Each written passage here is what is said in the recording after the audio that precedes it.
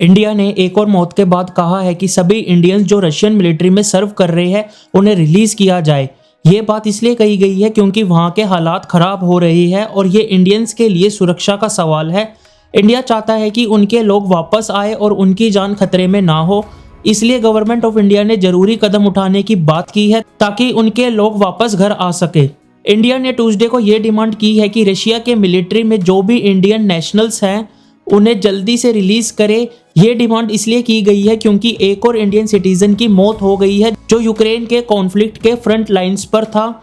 इस सबसे अब तक टोटल 10 इंडियंस की मौत हो चुकी है। इसका मतलब है कि जो लोग वहां रशिया की तरफ से फाइट कर रहे हैं उनकी जान खतरे में है। इंडिया की गवर्नमेंट ये समझ रही है कि वहां के हालात बहुत डेंजरस है, इसलिए वो चाहते हैं कि उनके लोग वापस घर आए और उनकी सुरक्षा सुनिश्चित हो। इसलिए इंडिया की सरकार ने रशिया से ये कहा है कि उन्हें जल्दी रिलीज किया जाए ताकि उनके साथ कुछ बुरा ना हो और उनका परिवार वापस उन्हें देख सके। ये एक बड़ी प्रॉब्लम है और इंडिया अपने सिटीजन की सुरक्षा के लिए कड़ी कार्रवाई कर रहा है।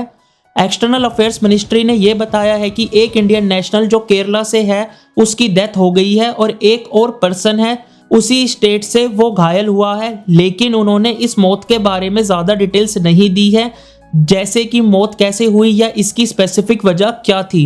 ये बहुत ही दुख भरी न्यूज़ है क्योंकि उनका परिवार इस समय दुख में है। इंडिया की गवर्नमेंट अब ये चाह रही है कि सब इंडियंस जो वहाँ मिलिट्री में है उन्हें सेफ घर लाया जाए ताकि ऐसी घटना से बच सके। यहाँ पर सब कुछ ज़्यादा खतरनाक है और सरकार अपने सिटीजन्स को सुरक्षित रखने के लिए जितना हो सके कदम उठाने की कोशिश कर रही है।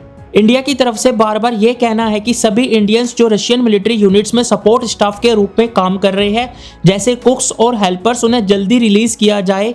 ये एक बहुत ज़रूरी पॉइंट बन गया है क्योंकि रशिया और यूक्रेन के बीच युद्ध के दौरान कम से कम 9 इंडियंस की मौत हो चुकी है। प्राइम मिनिस्टर नरेंद्र मोदी ने भी ये मामला रशियन प्रेसिडेंट पुतिन के साथ 2 मीटिंग्स में उठाया था। इसका मतलब है कि ये इशू इतना सीरियस है कि सरकार इस पर ध्यान दे रही है।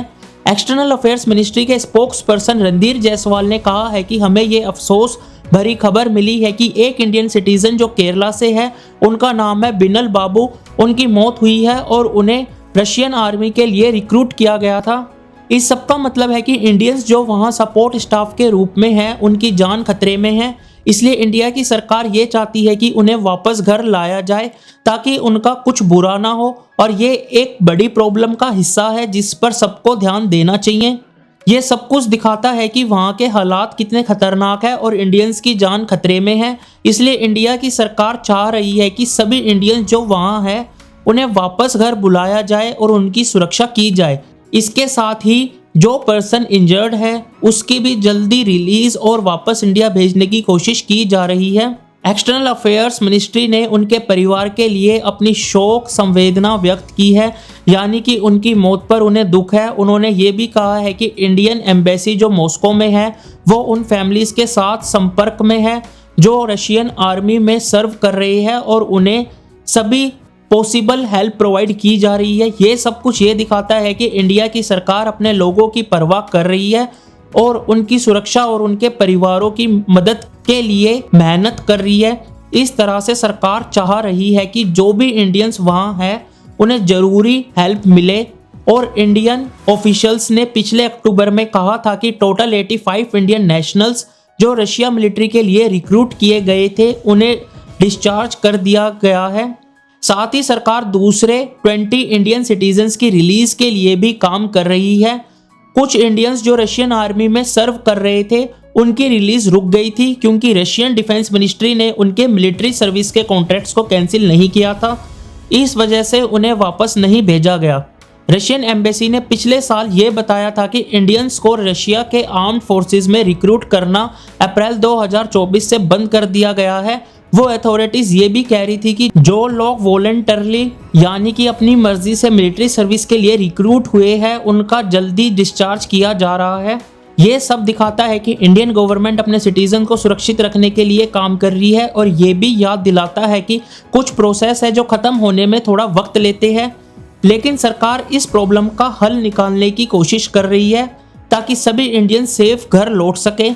इंडिया की साइड ने ये कहा है कि जो बहुत से इंडियंस रशियन मिलिट्री के लिए रिक्रूट किए गए हैं उन्हें गलत जानकारी दी गई है या उनसे धोखा किया गया है रिक्रूटमेंट एजेंट्स के द्वारा। मतलब इन एजेंट्स ने लोगों को ये समझा दिया कि उनका काम अच्छा होगा, लेकिन असली में उनके लिए खतरनाक हालात बन गई है। इसके चलते सेंट्रल ब्यूरो ऑफ इन्वेस्टिगेशन, जिसे शॉर्ट फॉर्म में CBI भी बोलते हैं, उन्होंने पिछले साल 19 लोगों को और एंटिटीज के खिलाफ एक क्रिमिनल केस रजिस्टर किया था।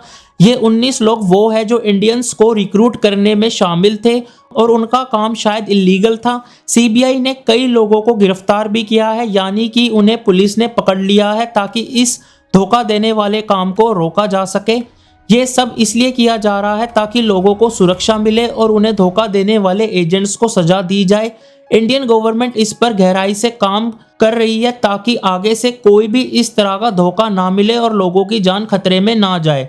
बाकी वीडियो अच्छी लगी तो वीडियो को लाइक करो, शेयर करो एंड चैनल को सब्सक्राइब करो।